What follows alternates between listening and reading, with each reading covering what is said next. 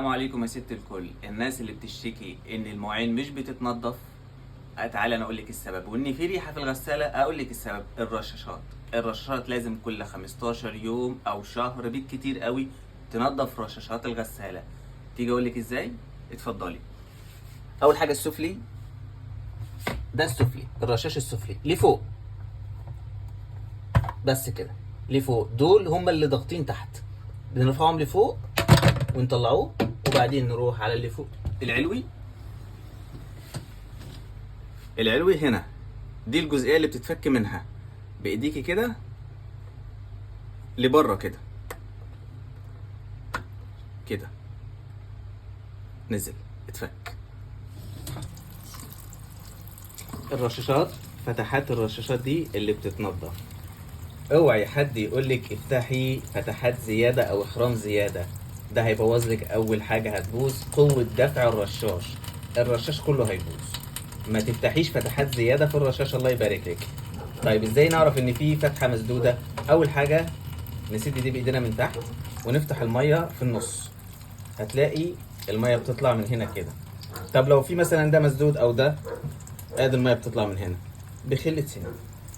تنضفي الرواسب اللي هنا واللي هنا، خله سنان. شوف الميه كلها هتبقى بالشكل ده، تنزل من الفتحات زي كده.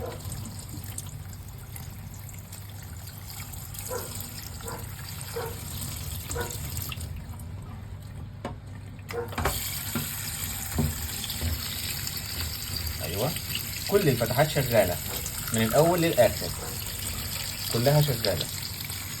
تمام. التاني نفس الكلام، هندخل الماء من هنا، واول حاجه نبص على الفتحات قدامنا بخلة السنان، كل الفتحات تتسلك. اي حاجه جوه، رواسب، اي حاجه، كلها هتتسلك.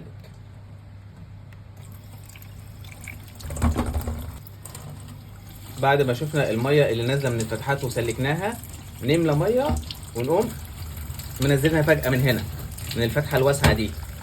ويا سلام بقى ايه لو خبطنا على الايد كذا خبطه، لو في اي رواسب، شويه ميه ونقوم ننزلها.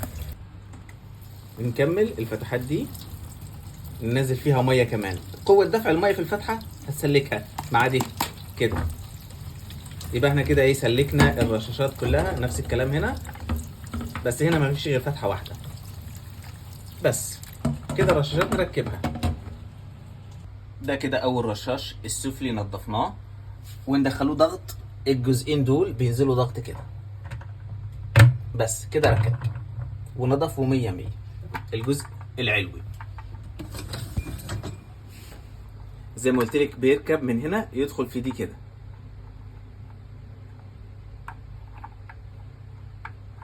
كده، تلفي ايوه لفه كمان كده، تركب دي قصاد دي كده.